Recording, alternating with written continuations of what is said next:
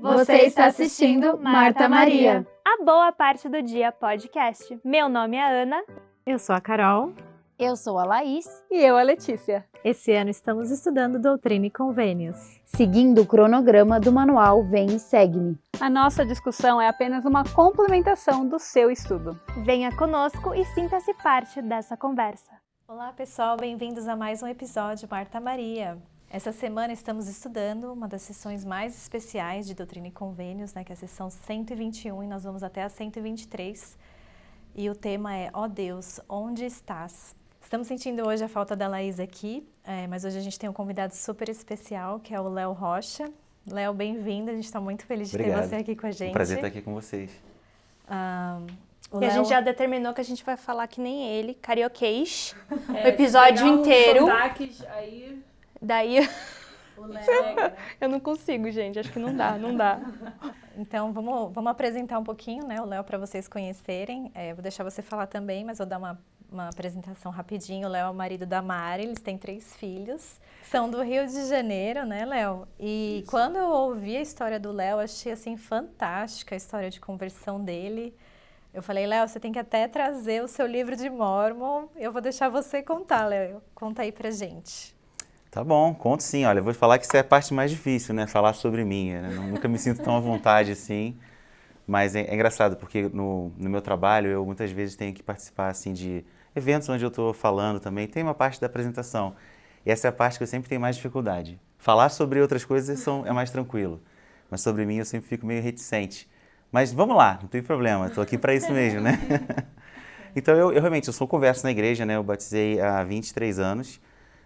Lá em casa a gente ainda brinca, que eu sou recém-converso lá de casa, recém-converso de 23 anos de igreja, mas eu não cresci na igreja. E na verdade me batizei já com mais 20 anos, com 22 anos. E quando eu me batizei, foi interessante, porque eu não tive missionários indo na minha casa, eu não conhecia nenhum membro da igreja, não tinha nenhuma amizade, não sabia nem onde era a igreja.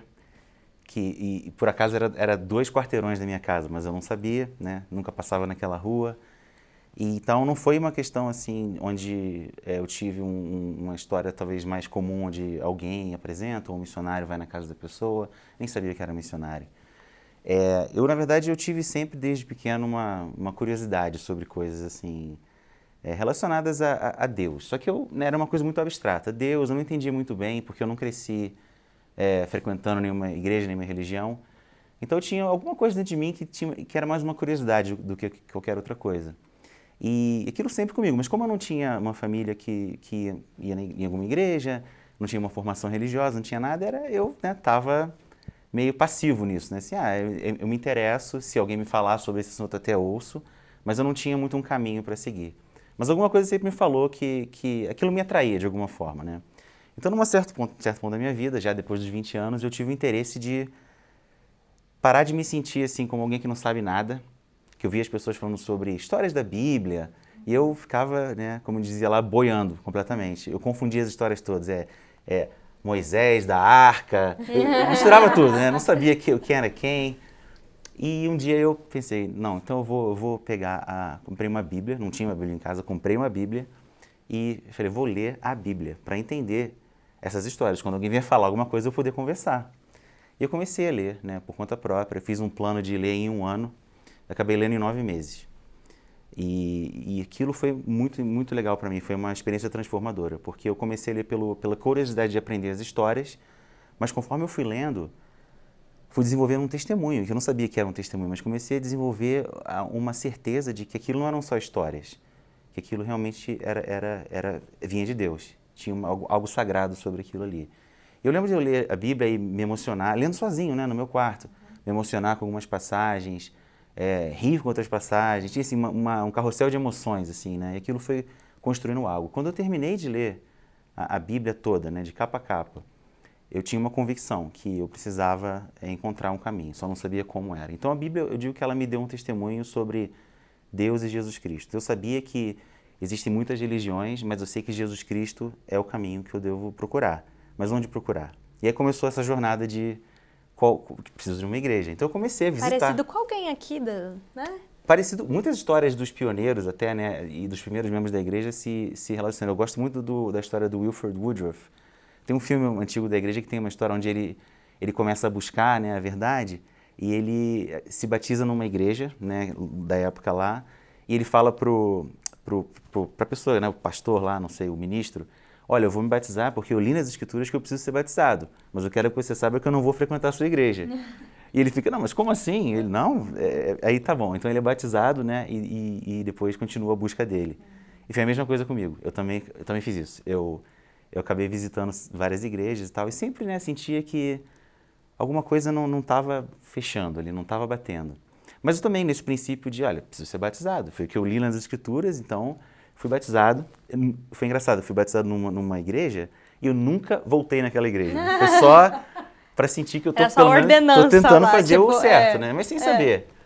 E continuei naquela busca, né? Então, o que aconteceu? Um certo dia eu trabalhava no centro da cidade, no Rio de Janeiro. Tinha aquelas livrarias antigas, né? Chamam sebos, que são livros usados, livros antigos, e cheguei lá numa livraria dessas e vi lá um livro, né? Capa preta, grossinho, título do livro, o Livro de Mórmon.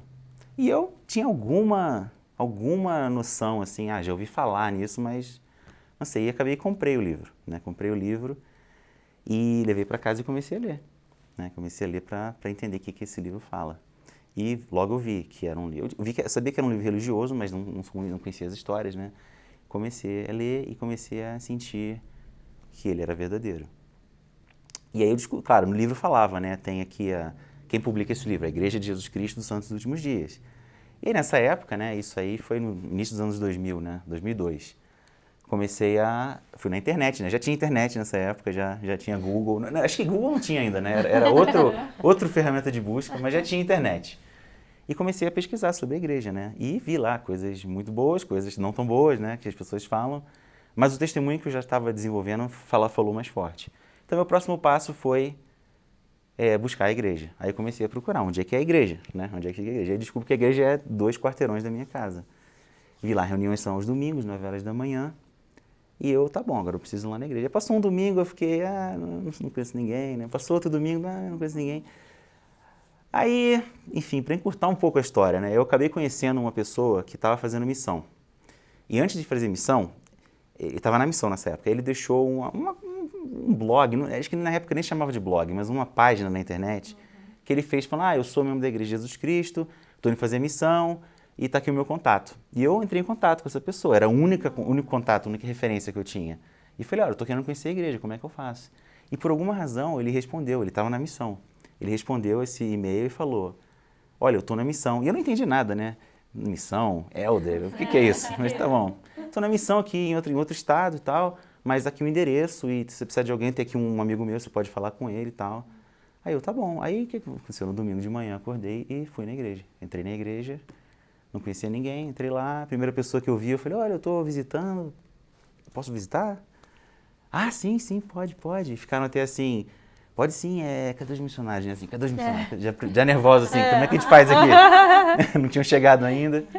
Mas foi muito legal, fui para a igreja, e aí foi assim, como a gente fala, amor à primeira vista, né? Foi uma coisa que eu senti ali na hora, esse é o lugar.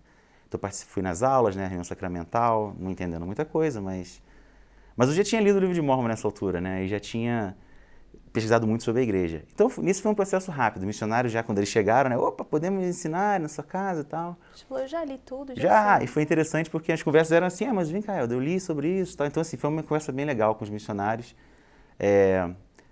Eu não posso nunca dizer que eles não me ensinaram nada, porque com certeza ensinaram, mas tinha muitas coisas que eu já tinha perguntas prontas, né? Antes deles falarem, eu tinha minha lista de perguntas. Então foi uma troca bem legal. E foi muito rápido, meu batismo depois daquilo foi cerca de 3 semanas depois. Me batizei muito rápido, assim, depois que eu tive o contato com os missionários. E me batizei. E foi isso, e foi assim, um divisor de águas na minha vida, né? Porque eu não cresci com nenhuma referência religiosa. E hoje eu tenho mais da metade da minha vida na igreja, né? Então, apesar de ainda ser um recém-converso, já estou mais da metade da minha vida na igreja e realmente eu tenho o antes e depois, né? É muito fácil na minha vida, assim, delinear o antes e depois e reconhecer como isso tem abençoado a minha vida desde então. E esse é o livro... E o livro tá aqui. Eu trouxe o livro aqui, esse é o livro de Mormon que eu comprei. Uau! Uma edição aqui, se eu abrir aqui, ele fala que ele custou R$6, tá aqui, tá marcado aqui. Ele foi publicado em português em 1969 e é uma tradução anterior à que a gente tem agora em português, né? Os nomes são diferentes. Por exemplo, é o Lerre, né, e não o Lei. Essa tradução, essa versão. E uma coisa engraçada, quando eu comecei a ler, eu não conhecia ninguém, eu li os nomes tudo errado, né? Eu lia Nefi, eu falava Nefi, né? Eu achava que era Nefi, porque aqui não tinha acento nessa versão. N-E-F-I. É o Nefi, né? E outros nomes também, foi engraçado, depois tive que aprender, né? Eu comecei, e o Nefi? Eles, quem? Que legal! Eu fui então essa aprendendo. versão é tipo, talvez a primeira versão em português? Olha, eu acho que ou, não tipo, é... edição, Eu acho que não é a ou... primeira versão, mas é uma das primeiras. Entendi. Uma coisa interessante que eu nunca descobri, vai que, né, como o podcast aqui alcança muita gente, tem uma dedicatória nesse livro, que não sei se dá pra ver. E eu sempre quis saber quem é essa pessoa da dedicatória. E já perguntei pra todo mundo, ninguém sabe quem é. Mas a dedicatória diz assim, se eu consigo ler. Posso ler os nomes aqui? Claro. Tá? Que é de 1974, tá? Essa dedicatória. Ofereço ao senhor Aurélio da Silva Maia este livro. Rio, 14 de abril de 1974. E o nome ensinado é Félix Balbi, ou Zalbi, pelo que eu entendi. E eu já perguntei, alguém conhece esse irmão? Por favor, coloquem aí. Gostaria de saber quem é esse. Pode tirar. Eu posso estar lendo errado também, né? Porque tá com uma letra cursiva e... Uau! Se a gente descobrir o irmão ou a família, né? Seria muito legal. Eu ficaria muito feliz, porque esse livro aqui mudou a minha vida. O Félix vai Peraí, ficar deixa eu ver feliz. aqui. Que ele dedicou para Aurélio, mas foi... Isso aqui não é Zac? C-H? Pode ser também. Z-A-C-H? Félix Zac. Pode ser. Não sei. Pode ser. Pode ser, vamos É. ver. Talvez alguém que faz muita indexação É, aí vai possa conseguir. decifrar aqui o que tá escrito. Que legal. Nossa, Léo, Especial. muito especial essa história e eu acho bem inspiradora, né? E que bom que... Eu fiquei tão feliz, né? Porque às vezes a gente vê essas histórias assim, de pessoas tão distantes, já mais velhas, né? E ver uma pessoa jovem, assim, acho que toca bastante a gente, né? E ver que tudo é possível pelo Senhor, né? E o Léo já realmente era um eleito, né? Como a Letícia falou. Imagina, eu fico imaginando os missionários, né? O quê? Você já quer aprender do evangelho? Você já leu até, já comprou o livro de Mormon, tinha de graça. Foi muito engraçado. E eles falavam essas coisas, né? Olha, que tal o eleito aqui? Eu assim, o que você tá falando? O que é isso? Né? Eleito. Outra coisa engraçada, que uma vez uma pessoa da igreja veio falar assim, nesse período antes do meu batismo, né? Você é o pesquisador. E eu fiquei, eu sou o quê? Pesquisador? Como assim? Não entendi. Como assim? De pesquisador de faculdade, assim, do quê? Teve que aprender uma nova língua aí, tive. né? Uns novos termos. É engraçado que a gente tem nosso próprio vocabulário. Tem, com certeza. E isso é uma coisa, né, que até é bom a gente pensar quando tem um membro novo, coisas assim, pra gente saber decifrar, né, e traduzir navegar essa linguagem.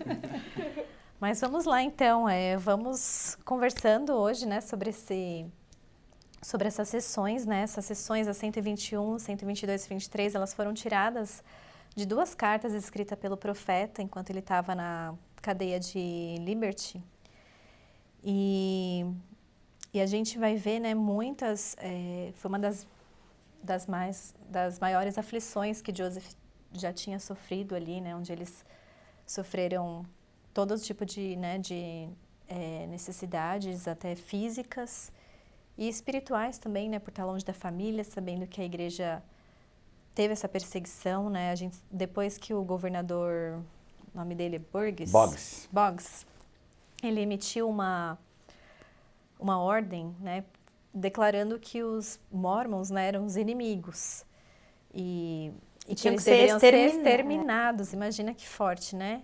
E tudo isso, né, começou com muitas falsas interpretações, porque até você estava falando, né, Ana, antes ele era amigável com o povo, você quer falar? Sim, não, antes ele era amigável e ele até tinha feito uma legislatura que estabelecia 2 novos condados justamente para providenciar um lugar para os mormons, membros da igreja, se estabelecerem. Então ele estava querendo ajudar, só que o povo começou a reclamar tanto, ele começou a receber tanta carta, tanta coisa falsa, inclusive uma das das cartas que ele recebeu foi do Thomas B. Marsh, que a gente falou 2 episódios anteriores. Ele era o presidente do Quórum dos 12. Se vocês lembram, foi aquela história engraçada que a gente falou com a vaca, o leite, o queijo, que acabou tomando rumos monstruosos a ponto dele se revoltar com a igreja, se revoltar com o profeta e escrever essa carta para o governador. Então, o governador aqui falou assim, não, então estou sendo enganado mesmo, vamos exterminar todo mundo. E essa ordem de exterminação, ela foi dada em outubro, dia 27 de outubro de 1838. Então, e aí no dia 30 de novembro de 1838, o profeta, né, foi preso e com outros 5 pessoas, né, e 2 delas incluíam, que era o Hiram Smith e Sidney Rigdon, né, Hiram era o irmão de Joseph.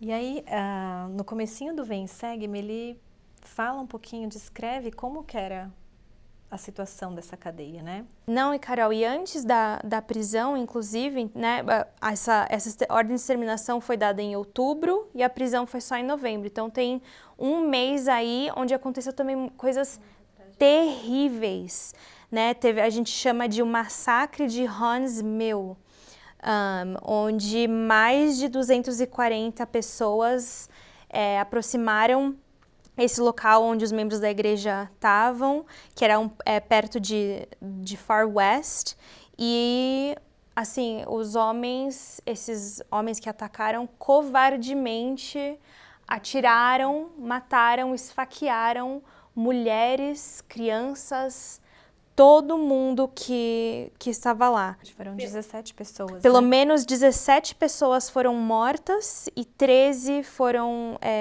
feridas, né? E então, assim, foi um momento terrível, terrível, terrível. E daí Joseph é preso ainda mais. Eu imagino o estado, não só da mente de Joseph, dos líderes da igreja, mas também como os membros. Nossa, o próprio profeta tá sendo preso, o que vai ser de nós? E as esposas, né? As famílias. esposas. Foi 30 de outubro, né, que teve essa exterminação. Essa ordem. E aí, até dia 1 de dezembro, eles ficaram movendo os prisioneiros, né? Joseph, até dia 1 de dezembro foi quando ele chegou a Liberty, no Missouri, junto com Hiram Smith, Caleb Baldwin, Alexander McRae e Lyman Wright. Que eles ficaram do dia 1 de dezembro a 6 de abril. No frio, bem o período de inverno, né? 4 meses, né? E num lugar que a gente sabe, a gente lê, né, que era horrível, né? As condições lá eram terríveis. Frio, o chão era frio, o teto era baixo, tinha pouca luz, né? Tinha só uma frestazinha assim pela janela. E de vento, né? Sim, então frio, fome, sujeira. Você quer ler pra gente, Léo, essa introdução que o Vem Segue me dá aqui, que descreve um pouquinho? Só Sidney Rigdon também estava junto, mas ele foi solto em fevereiro por causa de problemas de saúde. Eles resolveram soltá-lo. O subsolo da cadeia do condado em Liberty, Missouri, era conhecido como calabouço. As paredes eram grossas, o chão de pedra era frio e imundo, a comida era escassa e podre, e as 2 janelas estreitas, com barras de ferro perto do teto, permitiam a entrada de pouca luz. Foi lá que Joseph Smith e alguns outros passaram 4 meses gélidos durante o inverno de 1838 e 1839. Durante esse período na cadeia, Joseph recebia constantemente notícias sobre o sofrimento dos santos. A paz e o otimismo sentidos em Far West duraram apenas alguns meses, e agora os santos estavam novamente sem ter um local para morar, vagando por terras desertas em busca de outro lugar para recomeçar, desta vez com seu profeta na prisão. Imagina, né? A paz durou pouco. E fiquei pensando, né? Às vezes acontece nas nossas vidas também, né? Às vezes a gente passa por momentos tão bons, de repente, né? Vem uma tempestade. E é tão importante a gente fazer essa reflexão. Como que nós... será que a gente está pronto para as provações, né? Como que a gente pode se fortalecer? Pra gente, vamos ponderar aí, daqui a pouco a gente discute isso, mas eu acho que a gente tem que ler, né, para fazer jus ao poder das palavras aqui de Doutrina e Convênios 121. Você pode começar, Ana? Ó Deus, onde estás? E onde está o pavilhão que cobre teu esconderijo? Até quando tua mão será retida e teu olho, sim, teu olho puro, contemplará dos eternos céus os agravos contra teu povo e contra teus servos, e teus ouvidos será penetrado por seus lamentos? Sim, ó Senhor, até quando suportarão esses agravos e essas opressões ilícitas antes que se abrande teu coração e tuas entranhas deles se compadeçam? Ó Senhor Deus Todo-Poderoso, Criador do céu, da terra e dos mares e de tudo que neles há, e que controlas e sujeitas o diabo e o escuro e tenebroso domínio de Seol. Estende tua mão, que teu olho penetre, que se erga teu pavilhão, que já não se cubra teu esconderijo, que teu ouvido se incline, que se abrande teu coração e que se compadeçam de nós tuas entranhas. Que se acenda a tua ira contra nossos inimigos, e na fúria de teu coração com tua espada vinga-nos dos agravos que sofremos. Lembra-te de teus santos que estão sofrendo, ó nosso Deus, e teus servos regozijar-se-ão em teu nome para sempre. Nossa. Uma pessoa chamada B.H. Roberts, ele foi um dos primeiros líderes historiadores da igreja. Lá na cadeia de Liberty, eu já visitei e eu achei uma imagem aqui, que eu tirei foto, que está escrito Prison Temple, a prisão que virou um templo. E ele diz o seguinte: apesar das privações suportadas por Joseph Smith e seus companheiros enquanto estavam encarcerados aqui, a cadeia de Liberty foi mais tempo do que prisão, enquanto o profeta ali esteve. Foi um lugar de meditação e oração. Joseph Smith buscou a Deus nesta rude prisão e o encontrou. Alguns dos versículos mais pungentes e inspiradores das Escrituras foram escritos aqui. Em resposta ao clamor de Joseph, ó Deus, onde estás? Algumas das mensagens mais poderosas de luz e consolo de Deus atravessaram as grossas paredes deste calabouço. Imagina, né? Você foi chamado para fazer uma obra e muitas perseguições e assim, né? Já foi coberto de piche, já teve que se mudar, construir um templo, teve que se mudar de novo. Perdeu os filhos e assim, apesar disso, né, a coisa que mais me chamou a atenção nesses versículos que a gente leu, até aquilo que você falou antes, Carol, você estava falando das pessoas, né, como elas sofreram ali, teve o massacre de Huntsville, teve o profeta na prisão, e, claro, ficar meses ali no inverno nessa situação não é fácil para ninguém, né, mas você mencionou, uma forma também de a gente entender que a gente vai passar por desafios também, e um exemplo de como talvez lidar com essas coisas. Então, o que me chamou muita atenção, eu até marquei nas minhas escrituras aqui, que toda essa oração de Joseph, 6 versículos que a gente leu, ele não está orando para ele mesmo, ele está orando pelo povo, né? Então, ele fala aqui, algumas partes que eu marquei, está falando sobre o teu povo, os teus servos, que as suas entranhas deles se compadeçam, né? Lembra-te de teus santos, teus servos. E me lembrou muito da oração intercessória de Jesus Cristo, né? No Jardim do Getsemane, que a expiação é por nós, né? Ele não estava orando por ele mesmo, ele estava orando por nós, por todo aquele sacrifício, por tudo aquilo que estava por acontecer. Eu acho que Joseph aqui ele deu um exemplo para nós, né? Também que a gente, apesar de todos nós estamos sujeitos a passar por tribulações, não é só a respeito da gente, né? O exemplo aqui é que ele estava orando pelos outros. Claro, ele vai ser confortado, a gente vai ler essa parte ainda, vai falar sobre isso, né? Assim como Jesus Cristo foi confortado por um anjo no Jardim do Getsemane. Mas a primeira motivação dele ali era de servir aos outros. Então ele estava preocupado com o sofrimento dos santos, né? Para mostrar que exemplo que ele deu para a gente aqui nesse versículo. E se não fosse verdade, né, ele poderia ter pulado fora nesse momento e falado, eu que não quero ser preso, não quero passar por isso, né? Mas não, ele ainda estava orando pelas pessoas. E você falou, né, de expiação e tal. Eu estava ouvindo um comentário sobre exatamente isso, né? Falou que Cristo, ele foi o único que sofreu, ele passou pela expiação, né? Ele sofreu pelos nossos pecados. Mas nós temos, né, nós não vamos sofrer como Cristo sofreu, porque ele passou por todas as injustiças e ele passou por todas as coisas, né, que ele teria que passar, que inclusive ele também passou por um momento desse de falar para o Senhor, né, passa de mim esse cálice, se for da tua vontade. Mas todos nós temos momentos na cadeia de Liberty, né, todos nós passamos por momentos que A gente talvez não sejam grandes sofrimentos, às vezes vão ser, né? Mas se a gente lembrar que Cristo passou por tudo, né? E ele ainda também pediu ajuda do Pai, né? A gente precisa se lembrar disso, que a gente não está sozinho nas provações.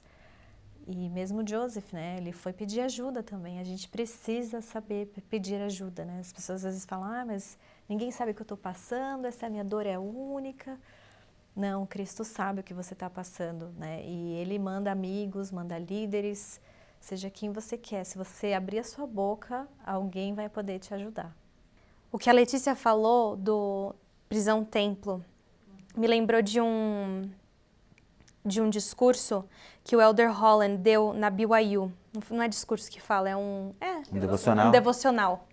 Chama Lições da Cadeia de Liberty. E ele justamente menciona essa história que você mencionou, Lê, do B.H. Roberts. Se vocês tiverem tempo, eu acho que não há discurso melhor para você ler, para você meio que se sentir como se você estivesse lá. Ele fala assim, ó, Joseph falou que lá a cadeia ele descreveu a cadeia como um inferno, cercado por demônios, onde somos compelidos a não ouvir nada além de juramentos blasfemos e testemunhar cenas blasfêmias, embriaguez e hipocrisia e devassidão de todas as descrições.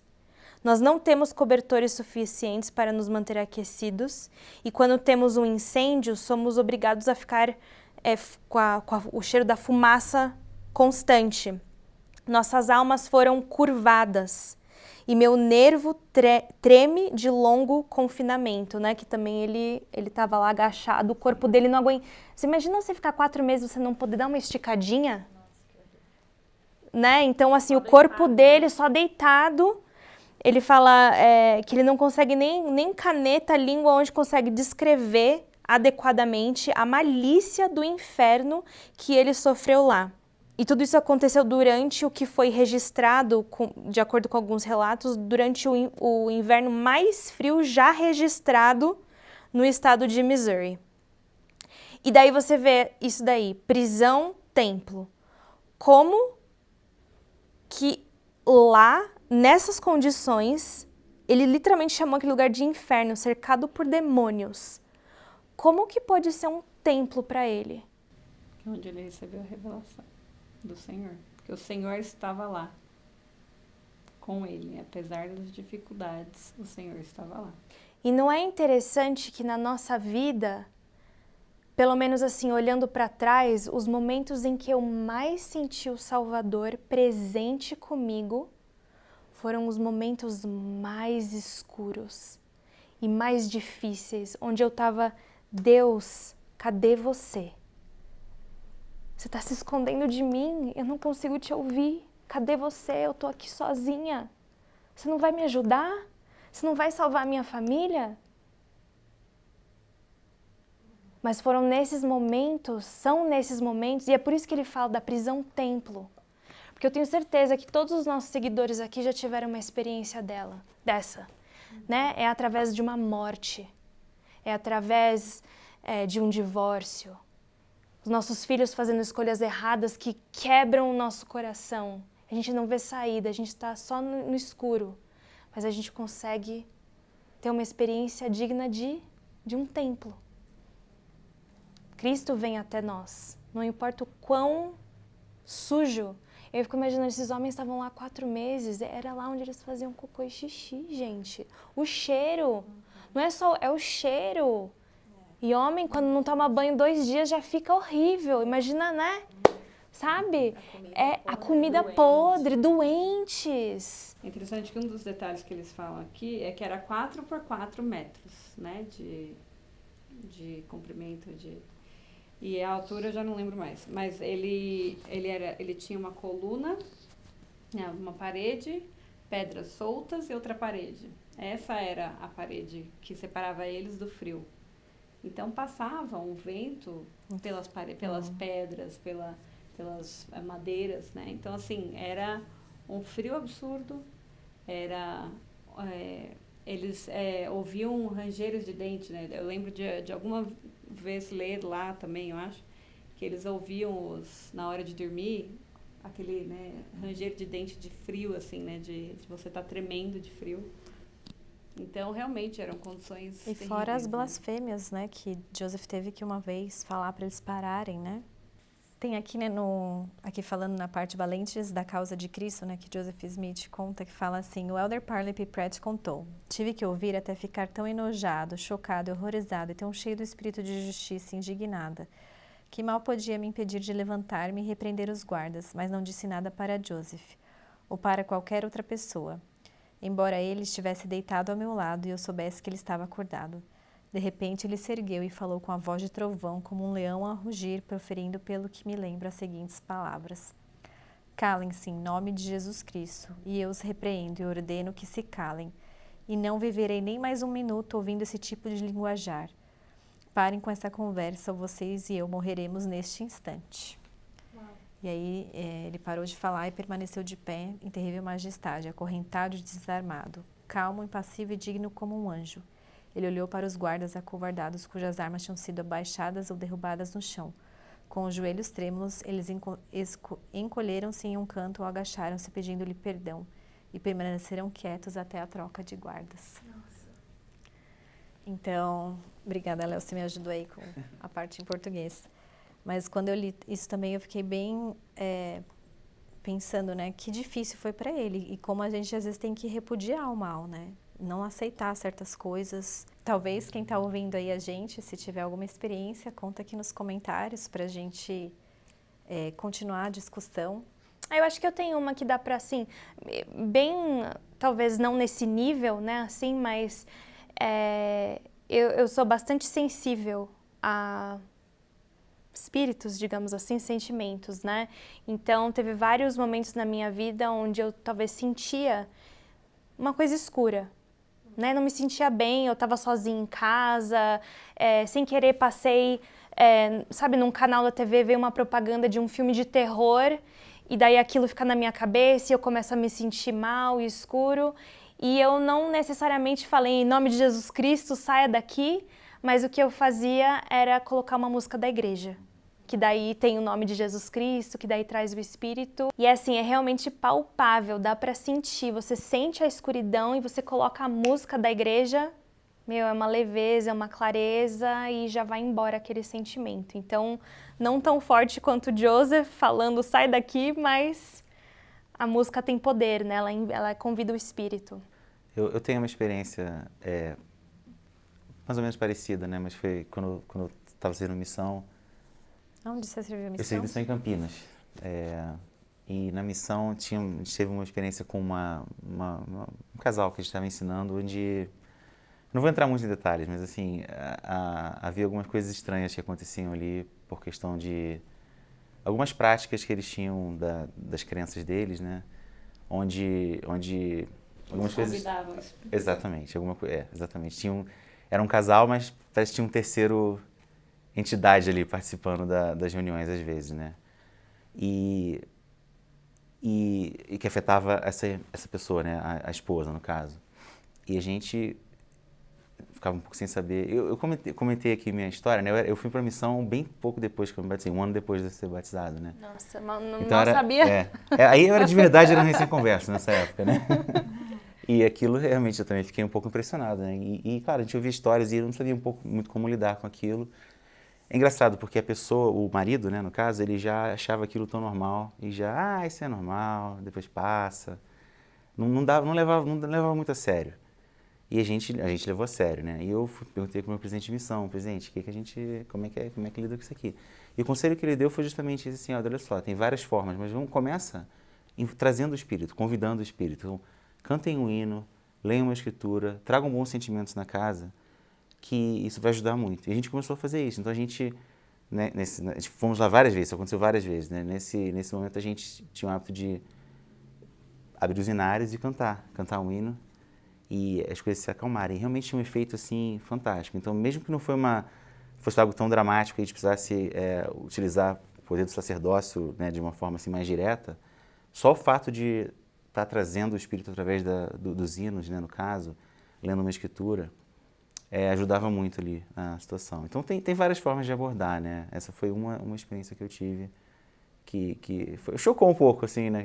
Eu praticamente Você verdinho não esperava, lá, né? não sabia que era isso que eu ia fazer na missão, né? Ter que lidar com isso. Mas acho que tenho certeza que eu não fui o único, né? São coisas que a gente sabe, tem várias histórias, mas foi a forma que a gente encontrou e foi muito positivo. Música, né? O poder de trazer as coisas do Senhor para a conversa, pro ambiente, né? Uma das leis da física que eu nunca esqueci, que eu sempre lembro, né, que a luz e a escuridão não habitam, não é os átomos lá, os elétrons, sei lá, nem lembro mais direito, mas eles não ficam no mesmo espaço. Então é impossível, né, até no nível espiritual. Isso é muito bom. E vamos lá então no 7, o que o Senhor fala para Joseph, né, que é um dos maiores consolos que a gente sempre, que para quem está passando por uma dificuldade, né, é super encorajador ler essa sessão e principalmente focar, né, do 7 em diante, que é a resposta do Senhor. Meu filho, paz seja com tua alma. Tua adversidade e tuas aflições não durarão mais que um momento. E então, se a suportares bem, Deus te exaltará no alto. Triunfarás sobre todos os teus inimigos. Teus amigos apoiam-te e tornarão a saudar-te com coração caloroso e com mãos amistosas. E aí, Léo, como que isso pode impactar quem está ouvindo e até aplicar? O que você acha? Para mim, o que me chama a atenção aqui é o fato de que, apesar das circunstâncias, o local, nós falamos aqui, era horrível, era um inferno na Terra, né? E era até no subsolo, né? Ou seja, tinha literalmente, ele era essa imagem que a gente tem de trevas embaixo, né, da Terra, né? A imagem clássica, assim, do inferno, né? Era abaixo da Terra. As pessoas ali, como nós lemos agora, trazendo coisas negativas ali, onde Joseph Smith teve até que repreendê-los. Então, influências horríveis ali. Então, mesmo num lugar desse, Deus está lá, se nós buscarmos a Ele. Então, para mim, o que acho que é interessante a gente pensar é que nós vamos passar por o vale da aflição, pelas nossas cadeias de Liberty, mas independente das circunstâncias, das pessoas, independente de qualquer coisa, o Senhor pode nos consolar e confortar. Assim como Ele confortou Joseph nesse momento, Ele pode fazer conosco, independente do que estiver acontecendo. E os conselhos que Ele dá aqui, que o Senhor dá aqui, são muito bons, né? São assim, você vê que não é só um conforto de eu estou aqui, mas Ele fala, tem uma promessa aqui, né? Ele diz, se você suportar, Deus te exaltará no alto. Então é uma promessa que Ele está dando para Joseph aqui. Acho que a Escritura continua falando de várias coisas que aconteceriam, né? Como as coisas, de certa forma, se resolveriam. Então, mesmo que a gente não veja a solução do problema, o Senhor está conosco e Ele tem a solução. Ele sabe o que precisa acontecer. Muitas vezes não é da forma que a gente espera que seja, não é no tempo que a gente quer que seja, mas o Senhor está conosco. Posso só compartilhar que tem tudo a ver, isso que você está falando daquele discurso que eu mencionei esse discurso não, esse devocional do Elder Holland da BYU. Ele fala assim que as lições do inverno de 1838 e 39 nos ensinam que toda experiência pode se tornar uma experiência redentora se permanecermos ligados ao nosso Pai Celestial durante aquela dificuldade. Essas lições difíceis nos ensinam que a extremidade do homem é a oportunidade de Deus e que, se formos humildes e fiéis, se crermos e não amaldiçoarmos a Deus por nossos problemas, Ele pode transformar as prisões injustas, desumanas e debilitantes de nossas vidas em templos, ou pelo menos em circunstâncias que possam trazer consolo e revelação, companhia divina e paz. Sobre a paz, no discurso que está aqui na lição, né, que fala paz individual em tempos difíceis, eu gostei muito, né, do que ele fala que um dos maiores títulos do Salvador foi do Príncipe da Paz. Mas ele fala que a paz universal não fazia parte do ministério inicial do Salvador na mortalidade. A paz universal não existe em nossos dias. No entanto, a paz individual pode ser alcançada, apesar da raiva, contenda e divisão que destroem e corrompem nosso mundo hoje. Nunca foi tão importante buscar a paz individual. Então eu pensei, né, esse discurso é fantástico, né, de pensar, né, Cristo falou, né, para os seus apóstolos, para eles se amarem, né, e depois ele falou que ele era o Salvador do mundo, né, e o Príncipe da Paz. Ele fala, né, deixo-vos a minha paz. A minha paz vos dou, não vos la dou como o mundo a dá. Não se turbe o vosso coração, nem se atemorize.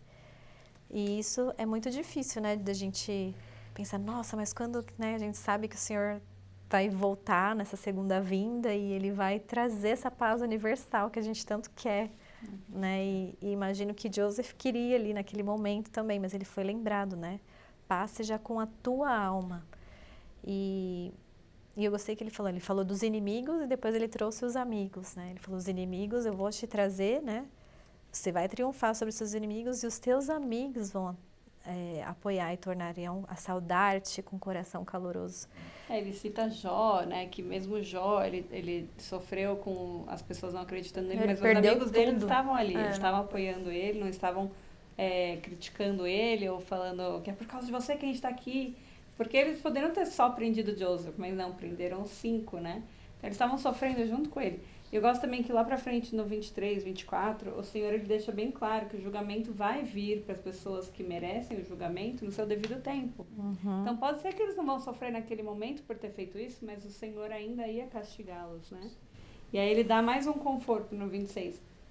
Deus vos dará conhecimento por seu Espírito, por seu Santo Espírito, sim, pelo indescritível dom do Espírito Santo, conhecimento esse que não foi revelado desde a fundação do mundo até agora. E aí também tem, ali no 34, 35, 36, ele fala, eis que muitos são chamados, mas poucos são escolhidos. E por que não são escolhidos? Porque seu coração está tão fixo nas coisas deste mundo e aspiram tanto às honras dos homens, que eles não aprendem esta lição. Qual lição é essa? Que os direitos do sacerdócio são inseparavelmente ligados com os poderes do céu e que os poderes do céu não podem ser controlados nem exercidos a não ser de acordo com os princípios da retidão. Então o Senhor comanda tudo, né? Ele está à frente de tudo e ele não vai ser comandado pelos homens. Daí, a última escritura que eu queria ler para vocês é o 45. Que tuas entranhas também sejam cheias de caridade para com todos os homens e para com a família da fé, e que a virtude adorne teus pensamentos incessantemente. E então tua confiança se fortalecerá na presença de Deus, e a doutrina do sacerdócio destilar-se-á sobre tua alma como o orvalho do céu. Então, né, de novo. Que lindo, né? Ele dando muita paz, muito conforto, né? É uma coisa interessante sobre esse último versículo, 45, né? Uma é que ele tem um condicional aqui, né? Ele fala que a virtude adorne teus pensamentos incessantemente. Então é importante, né, não ser só de vez em quando, né? De constantemente estar buscando essa virtude. E ele diz que se a gente fizer isso, que a nossa confiança se fortalecerá na presença de Deus. E esse é exatamente o discurso do presidente Nelson na conferência de abril, né, de 2025. Que ele falou, justamente isso, o discurso dele era confiança na presença de Deus, né? Acho que o título é exatamente esse, confiança na presença de Deus. E ele justamente menciona essas duas coisas, que é a virtude e a caridade, né? Que ao fazer isso a gente vai se sentir confiante na presença de Deus. E é aquilo que Joseph precisava naquele momento, né? Mas é aquilo que nós precisamos também. Nos momentos difíceis, talvez seja mais fácil de ver essa necessidade, mas nos momentos onde as coisas estão bem também. Por isso que é importante incessantemente a virtude, né, adornar nossos pensamentos. E não só quando a gente está em dificuldade. Não, e essa sessão toda ele fala várias coisas que a gente precisa fazer, né? E aqui está falando da virtude do sacerdócio, mas se aplica a nós mulheres também, né? Nós somos investidas pelo poder do sacerdócio, né? Então ele fala assim, que a gente não, no 41, nenhum poder ou influência pode ou deve ser mantido em virtude do sacerdócio, a não ser com persuasão, com longanimidade, com brandura, mansidão, com amor não fingido, bondade, conhecimento puro, sem hipocrisia, sem dolo. Então aqui ele está dando uma lista de 1000 coisas que a gente tem que fazer para que a gente possa ter essa confiança na presença de Deus. Isso também assim me traz muito conforto de que é assim que a nossa liderança também deve agir. Um líder nosso nunca deve falar com a gente tentando não persuadir, tentando controlar, manipular a gente. É com persuasão, com amor, com carinho. Nenhum homem que possui o sacerdócio pode agir de certa forma, que aqui ele fala, cadê? No 37 ele fala, quando a gente encobre os nossos pecados, o orgulho, a gente tenta exercer controle ou domínio ou coação sobre a alma dos filhos dos homens, aí ele fala, amém para o sacerdócio e a autoridade desse homem. Nenhum homem que possui o sacerdócio deve falar com ninguém desse jeito, senão o quê? Amém ao sacerdócio. E é interessante a gente pensar, né, sobre o poder dos céus e o poder do mundo, né? O poder dos céus, a gente precisa, para ele agir nas nossas vidas, a gente precisa estar nessas coisas, Nesse né? espírito certo aqui, né? Nessas virtudes, nesses atributos de Cristo, né? Enquanto que o poder do mundo é totalmente o contrário, né? O orgulho, a riqueza, a cobiça, enfim, que afastam o Espírito do Senhor, né? Então, para que a gente consiga superar as adversidades quando elas vierem, e elas vão vir em algum momento das nossas vidas, para ter essa confiança, né, na presença de Deus, a gente precisa se lembrar dessas coisas, né? Se lembrar desses atributos, para que quando vierem a tempestade, né, eles não terão poder sobre nós. Aqui no versículo 38 também fala um detalhe aqui que eu achei também bem interessante.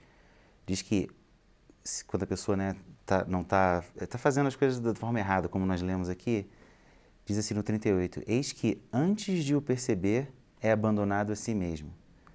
Então isso é uma coisa que às vezes, por questão da pessoa não estar magnificando, né, o sacerdócio, né, seja o portador do sacerdócio ou qualquer membro da igreja, né, não estiver agindo da forma que o Senhor estabeleceu, o padrão que Ele estabeleceu, talvez o orgulho entre ali de alguma forma, mas encoberta até a visão e a percepção da pessoa, que ela, antes dela perceber, ela já tá entregue a si mesma, já está se afastando da presença de Deus. Então é importante o que a gente tá atento, né, para que isso não aconteça, porque antes de perceber, e aí já é muito mais difícil, né, voltar. Isso. É tão interessante você falando isso, eu me lembrei aqui, né, eu falando aqui de exercer domínio injusto, né, os homens que possuem o sacerdócio, mas quantas vezes eu também, assim como mãe, me pego, né, com meu filho, come essa banana agora,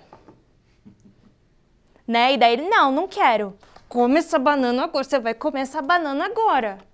Não faço isso, né, mas com outras coisas, mas a gente tenta controlar os nossos filhos, fazerem com que eles façam uma coisa. Aí eles não querem fazer, a gente fica forçando, não quero fazer. E daí quando eu vejo, eu já gritei, já explodi e daí já passou, né? Antes de perceber, abandonei, eu nem percebi, já passei e agora estou num erro ainda pior. Né? Agora eu tenho que me arrepender, pedir desculpa porque eu gritei, porque eu coloquei de castigo, não devia ter gritado. É com amor.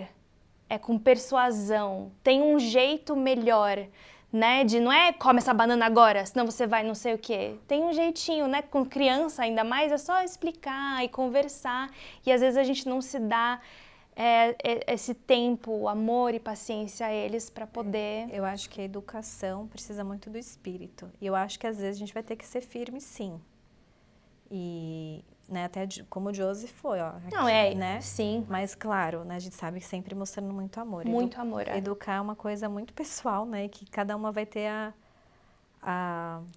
o discernimento, né, mas eu acho que vai ter momentos que a gente vai ter que ser firme e acho que sempre falar o porquê, né, quando eles entendem o porquê que a gente está falando. E até vi uma vez um vídeo de uma psicóloga aí que ela falava assim, olha, quando tá difícil, você tem que falar para os filhos, olha, tá difícil, não tô gostando do teu comportamento, né? Eles precisam entender, né, o porquê.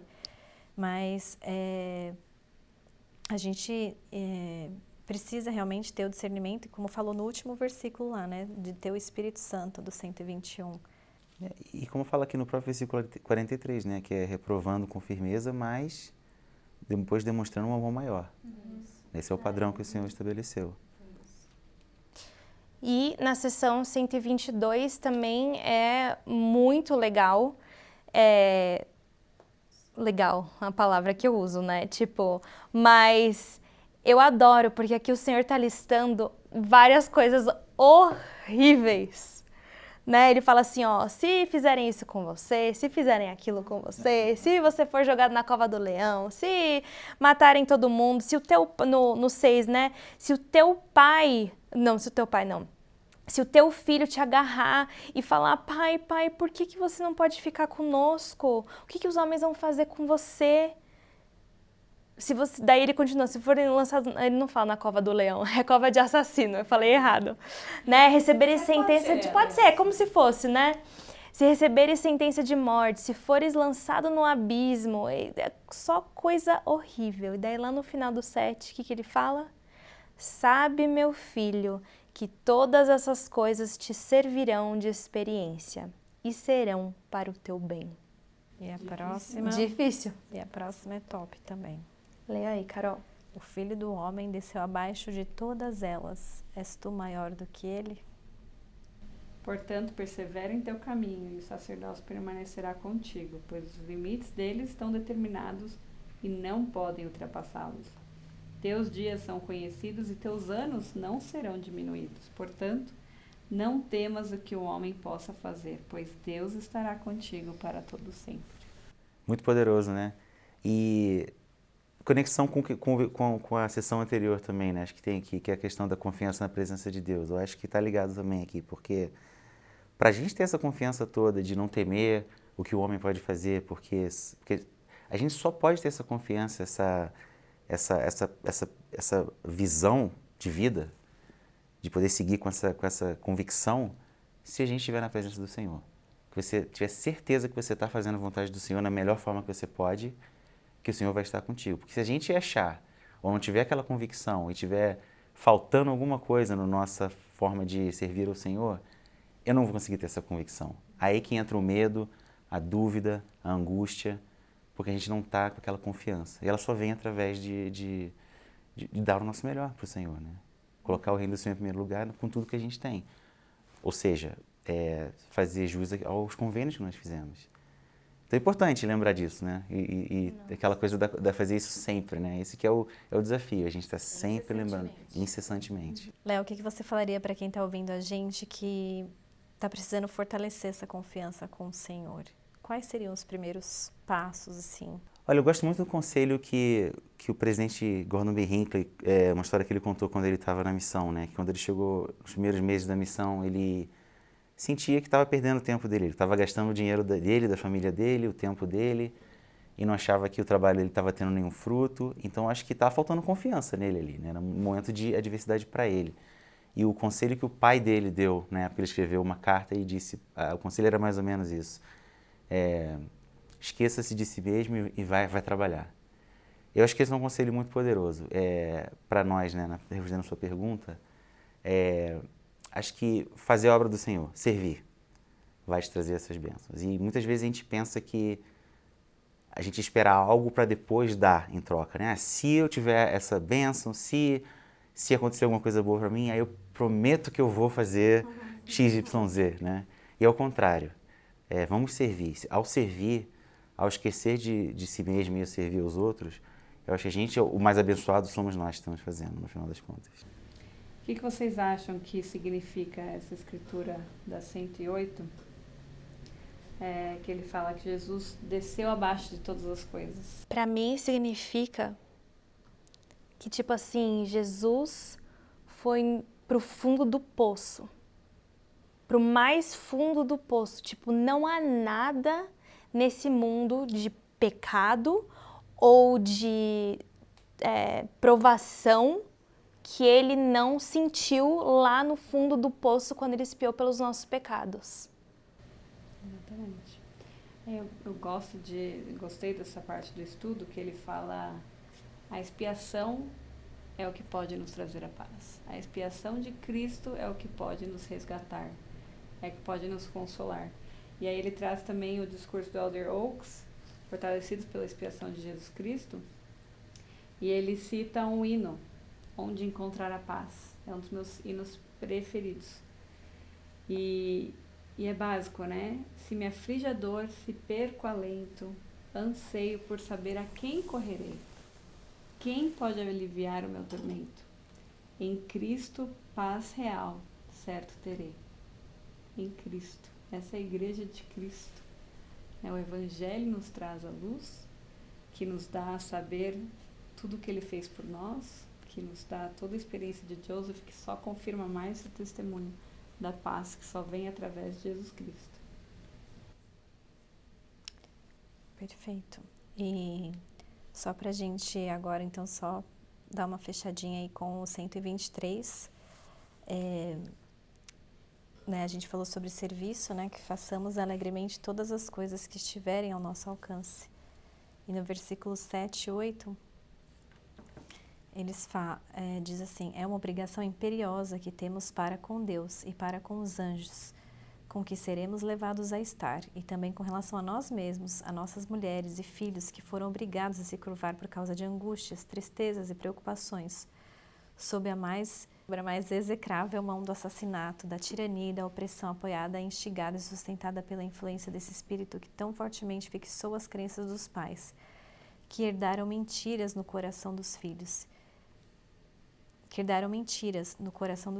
e encheu o mundo de confusão, e está se tornando cada vez mais forte, e é agora a própria essência de toda a corrupção, e toda a terra geme sob o peso de sua iniquidade. E o 12 fala, pois ainda existe muita gente na terra, em todas as seitas, partidos e denominações, que é cegada pela astúcia sutil dos homens, que ficam à espreita para enganar, e que só está afastada da verdade por não saber onde encontrá-la.